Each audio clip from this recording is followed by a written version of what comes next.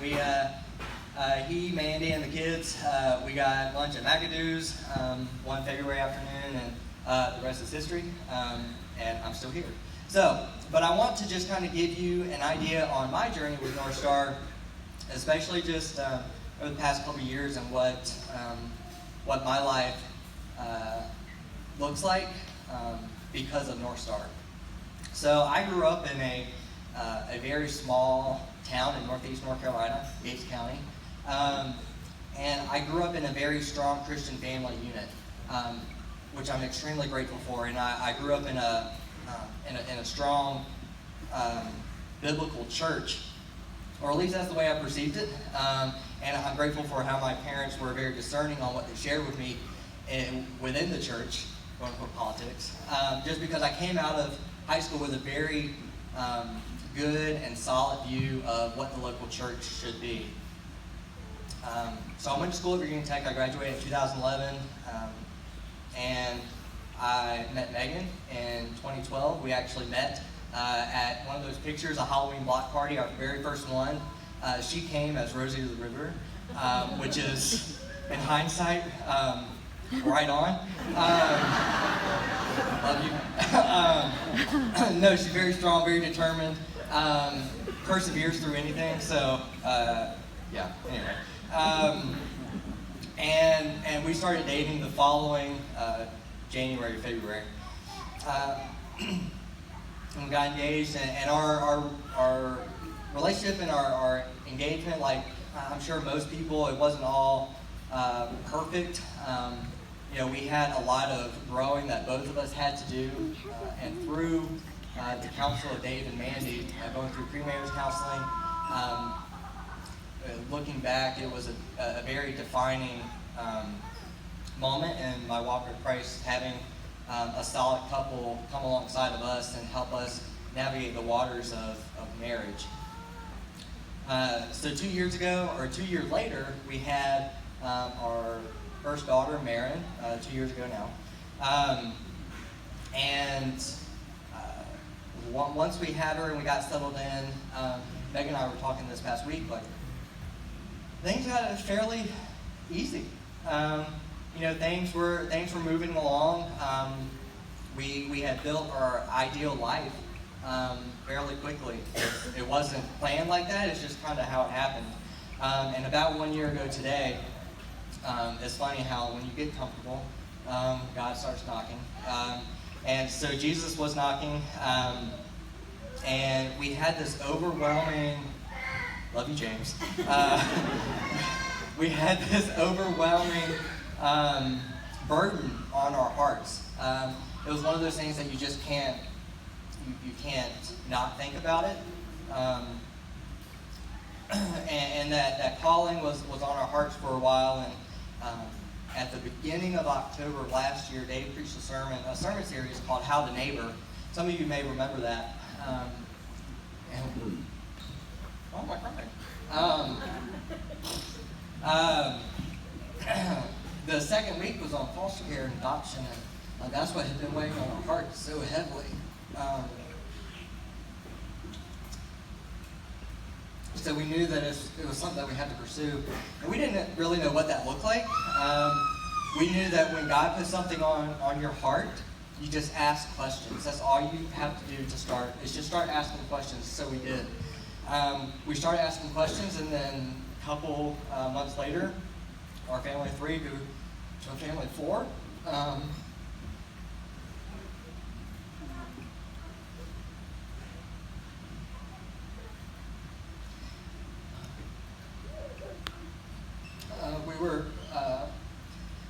Cohen came into our lives in January. He was a 1-week-old baby, and we were incredibly grateful that finally we had been pursuing a calling from God. And I've never been in that spot of pursuing something that I know God has wanted me to do, even if it's not easy. So we had a new family of 4 that we were adjusting to, and it was great.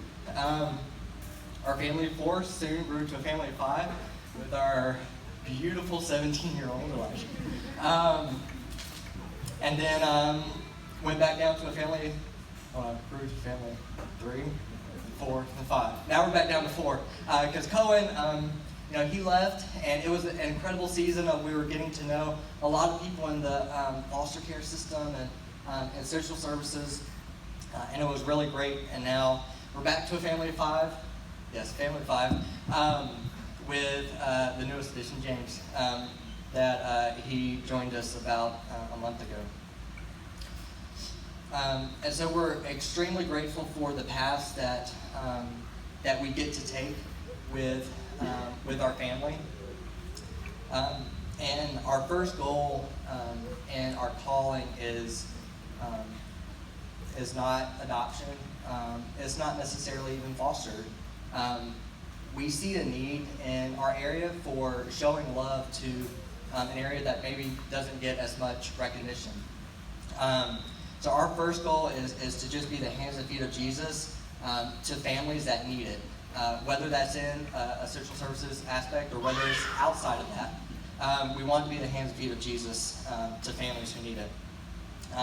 Again, that could be building relationships with parents of children who come into our home, whether that's building relationships with our incredible foster care workers.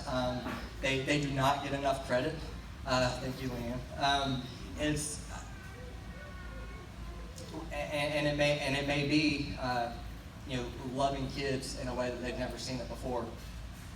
And I want to tell you, and Meghan and Elijah can attest to this, our life isn't rainbows and unicorns, and it's not always fun, like this morning. And I'm going to be transparent. The past 3 weeks have been incredibly difficult.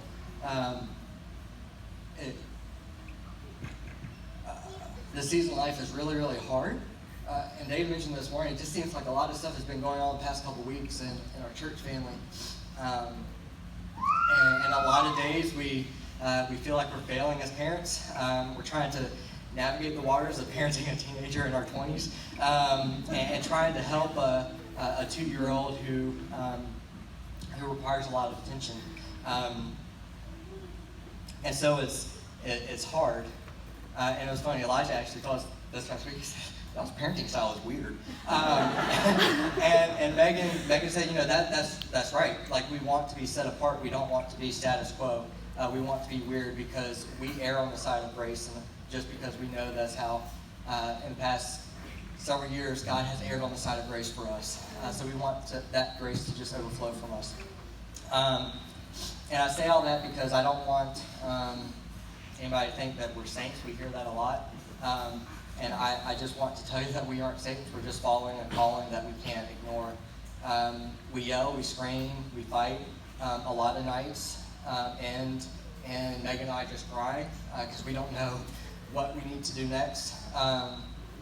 But we're just normal people following a calling that we can't ignore. And I love that we're calling these stories because normally testimonies are things that happened in the past, but this story is happening and unfolding right before your eyes. So we're living this out right now, and although it's an incredibly difficult season, again, Meghan and I were talking this past week, before we were happy, we were happy we had built an ideal life. But I cannot tell you the amount of joy that we feel now.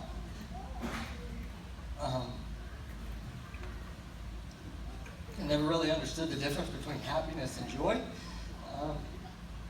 but I do now. Joy is something that overflows to us. Happiness is circumstantial. Joy is finding the hope of Christ even in difficult seasons. And I will tell you right now, I cannot imagine or fathom our life any different than what it is right now.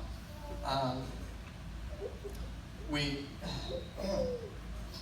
love every single soul that comes into our house in a way I can't explain. And we just pray that our house is a place of refuge, whether that's a parent coming in and just needing to get something off their chest, whether it's an extended stay for that parent, whoever it is, we just pray that our house is a house of refuge. And we know that our family is diverse, but it is God that unifies us through everything. So I know this probably isn't the most encouraging story, but I want to be real and transparent. And it's probably not encouraging if you're considering foster care, but we love it because I tell you, it is something like nothing we've ever experienced before. All right, so I want to end just with reading a verse from 1 Corinthians. And Meghan read this to me last night, or 2 nights ago. It's 1 Corinthians 13. If I speak in the tongues of men and angels, but I have not love, I'm just a noisy gong or a clanging cymbal. And if I have prophetic powers and understand all mysteries and all knowledge, and if I have all faith so to move mountains, but I don't have love, I'm nothing. If I give away all I have and I deliver up my body to be burned, but I have not love, I gain nothing. Love is patient. Love is kind. Love doesn't envy. It doesn't boast. It's not arrogant or rude. Does not insist on its way. It's not irritable or resentful. It does not rejoice at wrongdoing, but rejoices with the truth. Love bears all things, believes all things, and hopes all things, endures all things. Love never ends. So thank you for giving me the opportunity to share my story. We are incredibly grateful for you all as a congregation that have just come around to send